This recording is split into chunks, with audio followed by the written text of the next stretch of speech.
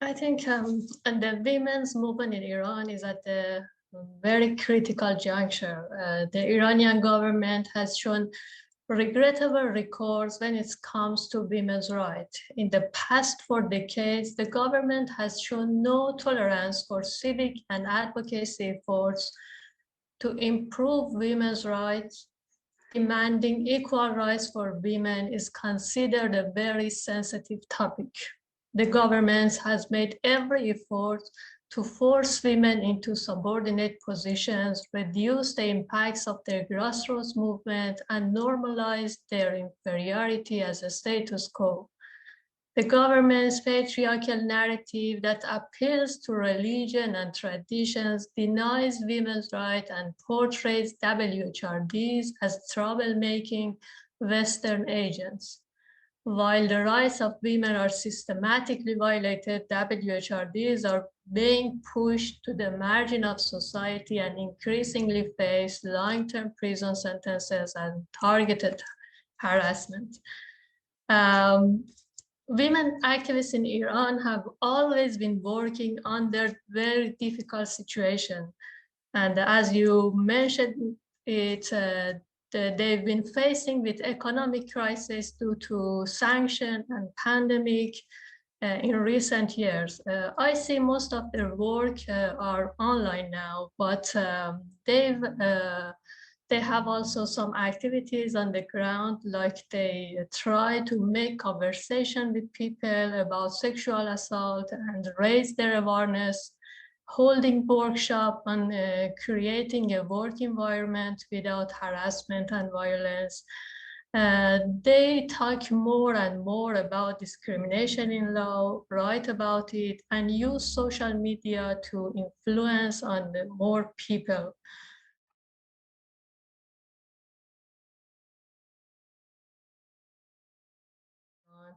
In recent months, Iranian women's rights advocates have been at the forefront of a critical Me Too movement. They have stood with harassed women who came forward with their experiences of sexual abuse on social media, despite all the security pressure and risk.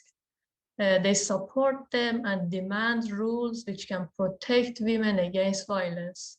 In such a traditional and patriarchal society, they've been under pressure from both security services and society, but they continue to show support for these women, publicize their stories, and provide them with legal advice and other forms of support. 10 years ago, women movement was focused on changing laws, but the young generation of women's movement now are more focusing on body, and they are following this topic, which is a real issue and very important things in Iran right now.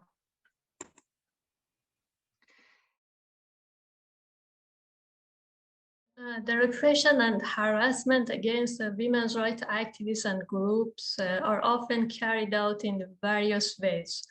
And women's gender is also used as a factor to put more pressure on them, and their sexuality is even targeted. Imprisonment, repeated interrogation, threats and intimidation, travel bans, bans on social media presence are among these methods.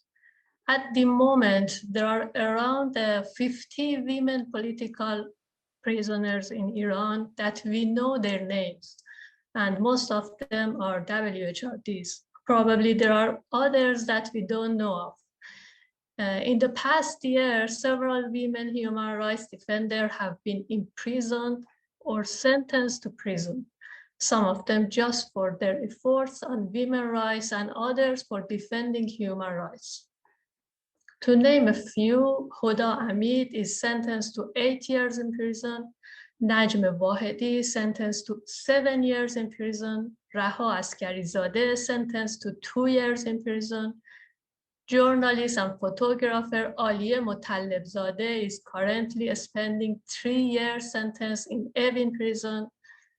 Sepide Qolian is sentenced to 5 years in prison and recently transferred to a prison with a very poor condition in Bushehr.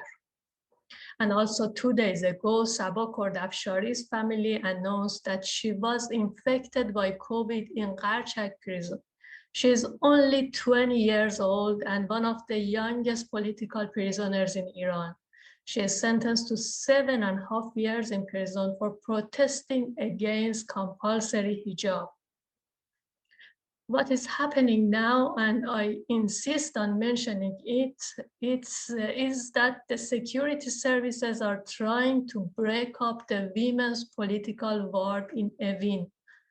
They are trying to send these women to different prisons in Iran from north to south. In the past several months, several women political prisoners were transferred to other prisons, because when they are together, collective resistance is formed. Together, they are much stronger, and they know it. So that's why they try to separate them and make them live among criminal prisoners, which is more difficult for them. I think right now there are maybe 5 or 6 women are in prison because of their protesting against compulsory hijab, and Islamic Republic charged them with different kind of subject, you know, like they protest against, because hijab is our rules. So they are protesting against laws, and that's some charge like that. And Sabah Ahari at first sentenced to 15 years in prison, and now recently her charges reduced, and now she has to stay in prison for 7.5 years. Sanctions have weakened civil society for sure. The worst thing for activists in Iran or everywhere is being isolated and not having connection with other world. You know, it definitely hurts them. And I think when we talk about sanction, we should also talk about how it affects on people's life. People in Iran have been suffering a lot from sanction in last 4 years, and they have become poorer every day. And civil society activists are part of the society. They are also have become poorer every day. And when we talk about civil society activists in Iran, you should consider activism is not our job. We have different job. We should make money from different ways. So at first we should survive and then put some time for our activism side. In this situation, because of sanction and economic crisis in last 4 years, civil society have weakened because because of all this this situation I explained to you. And you know, some of us has been collapsed, and the number of us became less and less. This lots of pressure, because of this lots of pressure, security repression and economic issues. So the other things is in this difficult situation, which is a kind of economic war, governments say, okay, we are in war. And in this war situation, no more activism, no freedom of speech, no protest, nothing. international community also must take Iranian civil society serious. Most of the time, they just repeat some names of political prisoners. I think it's not enough. They should make their government to keep open the way of negotiation with Iran, because when the door are open, the government is in Iran is more responsive for their act. It might be helpful for people and also civil society. When the doors are closed, they just do anything, everything that they can.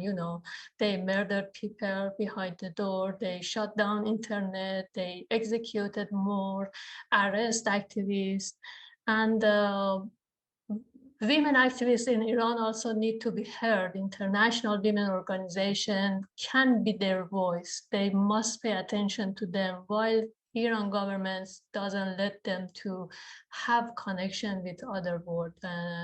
Women's movement around the world must stand in solidarity with their sister in Iran who are facing increased isolation, restriction, and the violence.